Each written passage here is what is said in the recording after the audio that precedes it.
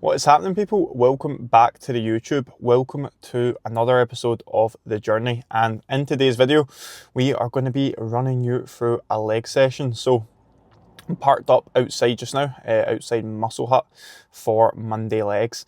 In terms of my leg sessions themselves, we do, first of all, only train quads once per week. That is primarily just down to my quads being a dominant muscle group. So it makes more sense to prioritise, my upper body and my glutes and hamstrings, which are trained on my posterior days, as well as this leg session itself. So this is the one opportunity per week to grow my quads, so we need to make the most of it. But in terms of the leg session itself, it will be a little bit different to probably what you see other people do, and that is primarily down to me dealing with patella issues. So I've been having patella pain flare-ups for over a year now. Been to various physios. I do rehab work. It does work, but I still do get the occasional flare-up. And the last 4 weeks or so, I have definitely noticed that. So in terms of my leg training itself, I'm not jumping on a hack squat and taking 5 reppers the way I used to. It's more so about getting a little bit more out of less, but you will see, because today we do have the pivot in for 1 to 2 sets, just depending on how my patella feels. Feels good, we'll do 2 sets. If it's not feeling great, we'll do 1, but it's just a case of slower eccentrics, just milking the eccentric and getting the absolute most out of using less weight, because that is just less stressful for my knee. But in terms of myself, since last time we spoke, things are going very, very well. Continuing to gain, which we are, doing for the next, I want to say 4 months now. The next 3 to 4 months. Christ, we've not got that long left of this push-up before the pre-prep. So it's just a case of getting the absolute most out of, this limited time I have in a surplus, which is good because it gives me that little bit extra urgency within everything I do on a day-to-day basis, which really does excite me. So I'm gonna go in now and get us start training. I will bring the mics in, have a little yap throughout the session itself. Again, legs is one that I do like to be properly focused for and locked in. Not that I necessarily am locked in when I am talking to the camera throughout, but just want, you'll see it throughout the session. Maybe points where I do a few exercises throughout talking in between. That's just more so because I'm battering through it, I'm feeling good, etc. But I'll see you in there. So we have wrapped up calves and abs, but I didn't even end up filming in the end, primarily because I doubt you clicked on this video to watch me do some cable ab crunches or a standing calf raise. But now on to the lying hamstring curl. For me, I have threw about a lot of weight on hamstring curl before, especially in a lying hamstring curl, and not really saw my hamstrings grow. And that was primarily because I was just throwing it around. I wasn't really feeling much of my hamstrings. I was stacking machines, but I really wasn't getting much out of it. Now, what I like to do is just literally think about dragging with my hamstrings, first of all, which establishes that little bit of internal feel, which although, the studies show that it's not really that important for hypertrophy, I think that it is a solid indicator that you're using the targeted muscle for the exercise, which again is very, very important for creating stimulus. So I like to think about, as I said, dragging up, but I also have a slight pause in both the contraction and at the bottom. And again, that's just ensuring that I'm using my hamstrings to move the weight. I'm not using momentum. It's not a proper long pause. It's not a paused rep. It's literally just at the contraction, slight pause, make sure that, again, I'm using my hamstring, and especially on the lower end phase, having that slight pause at the bottom. Again, just make sure that I'm not just using momentum to move the weight, I'm actually using my hamstrings. So following on from this, we will jump on to the adductor if it's free. There's only one adductor in this gym, and it seems to be the most popular machine in the gym. The amount of times I go up to use it, and there's someone on it, so we'll wait and see if that is free. If not, we'll move on to our pivot, but it'd be nice to get an adductor beforehand. Okay, so a bit of adduction and abduction ticked off there. First of all, on the adductor to begin with, again, this is, well, not on this specific machine, but there has been times where I've let other muscle groups take over on an adductor and been doing like the stack and like adding a jump into it, whereas again my adductors weren't really growing that much, so again making sure that the adductor is the prime mover. To do that, just again making sure having that slight pause in both the contraction and just before going into the rep itself at the end of the eccentric. But yeah, not too much to speak on there. Just a case of, as I said, making sure the adductor is what is moving the weight. And then onto some abduction as well after that. This is reasonably new, just when I changed my session and prioritised a little bit more glute and hamstring, just due to the quad injury, the knee injury that I have. Just makes sense to have a little bit more volume there. And again, strengthening that lateral glute, which is something that the physio had said to me could be the cause of my knee pain, amongst about 20 other things. But again, nice to just make sure I'm covering that just in case. But yeah, 2 sets there on the adductor, 2 sets on the abductor. We are now on to the pivot press, and he's feeling pretty good, so hopefully be able to tick off 2 sets here. But again, as you'll see during the set here, it is nothing fancy. It's not a 5 rep, trained by JP edit type set.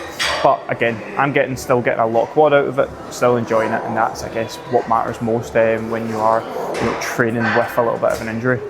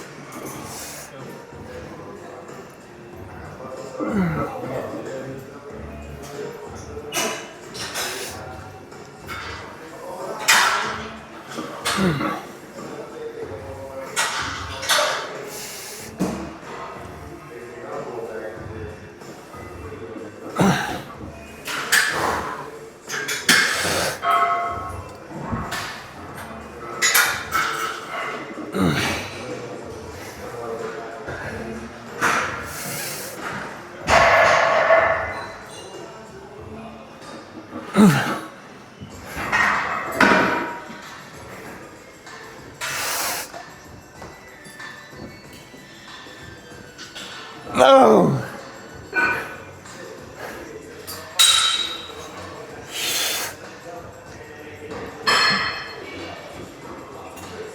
Oh!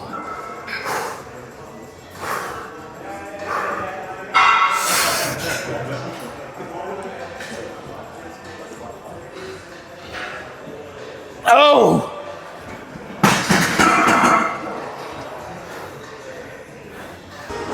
Okay, so we have wrapped up the pivot press there.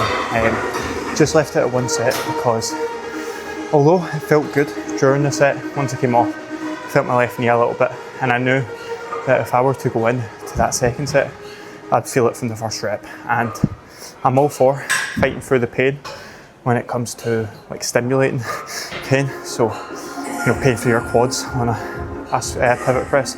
But when it comes to pain in your knee, then it's better just to not do it, or to call the set if you're feeling it like pretty badly throughout the set itself, and because all that's going to do is set you back further in terms of an injury. So definitely not worth it. In terms of the set itself, it's very, very good. Plus 2.5 kilos per side max reps, which is exactly what we're looking for.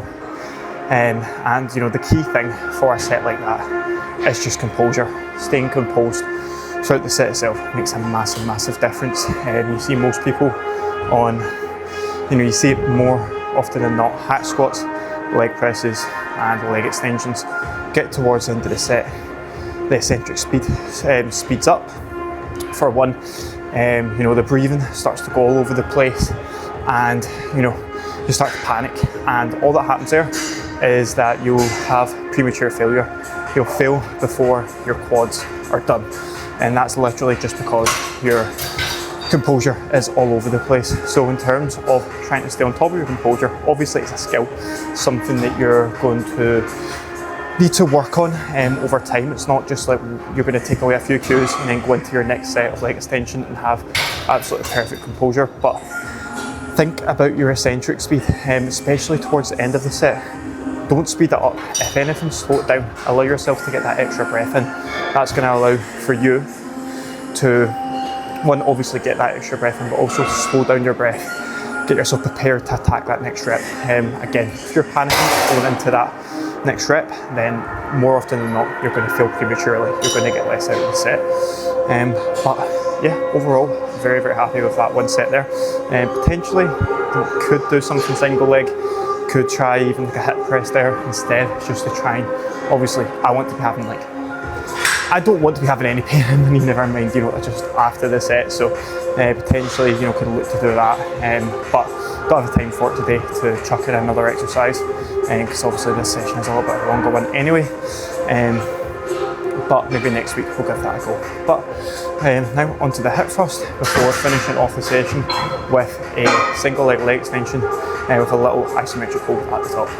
Okay, so bit of a change in location for the next clip, but we are now home. It's actually been a few days post session. I just didn't have the time to talk while I was in the gym, just because running on a little bit of a time constraint with the session itself. So obviously I wanted to prioritise getting the work done rather than talking. But on to the glute drive now. Again, I have done more weight than this, but I really just want to focus on getting the absolute most out of my glutes. For me, with obviously having quite dominant quads, my quads can take over on this quite a bit. So really just focusing on using my glutes to move the load, having that slight pause in both the contraction and in the lengthened position as well. Really enjoying having the glute drive in. Glutes are something that I completely neglected in my early years of training. As in didn't do a glute drive in 2021, 2022, 2023 even, I think 2024. 2024 is probably the first time I had done a glute drive, in 2023 or 2024 anyway. But what I'm trying to say is that clearly something that I neglected a lot within my training. And then finishing off the session with a leg extension. Single leg extension here, pausing in the contracted position, primarily to get that patella under a little bit of load, get my knee under a little bit of load, because when I was working with physios, etc., with my knee, that is something that they said, obviously, that I need to strengthen that patella. So just having that pause there, getting it under a little bit of load, whilst obviously trying to get something out of my quads as well. Obviously, not loads and loads of quad work in this session itself. Obviously, with them being a bit of a dominant muscle group, I can get away with it. But would like to obviously have like a squat pattern in at some point, or even just an extra set on the pivot press. So that is the session itself. I think for me, the main sort of takeaway I take home from my Monday leg sessions now is to obviously just play the cards you're dealt, but do it with a positive attitude as well, because last summer, particularly with my knee was, probably worse than it is just now, but, in a poor position, I 100% allowed it to dictate my leg sessions, but also allowed it just to dictate my general mood. Genuinely, from Sunday after I train push until Wednesday, which is my next session after legs, because I have legs on the Monday and the rest on the Tuesday. I was on a bit of a downer, just because after I train pushing the Sunday, I know I've got legs the next day. I know that I can't do what I used to enjoy doing. What I'll have on screen just now, me hack squatting, four plates on the Cybex hack. I was working towards that 5 plates. That was, that was the most enjoyable part of my training was that Monday leg session. So I really did let it get to me, and that's as I'm saying, you know, being in a bit of like a shit mood on the Sunday after my push session, and then on that Monday leg session as well, like, you know, just being in a bit of a poor mood for the session itself, and, you know, just feeling like, not even know if I'd say feeling sorry for myself, but just feeling like a bit of a downer. And you know, realistically, what's that going to get me? It's going to get me absolutely nothing. That's something that Finn, you know, reinstalled in me quite a bit, and that's why now, like, I was absolutely buzzing with that session on Monday, even though obviously, like, you know, everything isn't perfect in terms of my knee. I still got a lot of my quads, and I'm still going in the right direction, and it's another step forward, as I do like to say quite a lot when it comes to my training, when it comes to my day-to-day sort of process. It's just, you know, taking those small steps forward, which are going to compound into a much larger success, or a much larger piece of progress further down the line. And I absolutely love the process of taking those small steps day by day. So overall, you know, it's a very, very enjoyable, you know, journey for myself, hence the name of the series. But yeah, also, as I was saying there, you know, legs day used to be a bit of a downer for me just with my injury, but now having that sort of positive mindset. So definitely, you know, playing the cards that I've been dealt with, but doing it in a positive manner. So that seems like a good place to wrap up the video. Thank you very much for watching. Any likes, comments, etc. are very, very much appreciated. And I hope you have enjoyed. Catch you in the next one.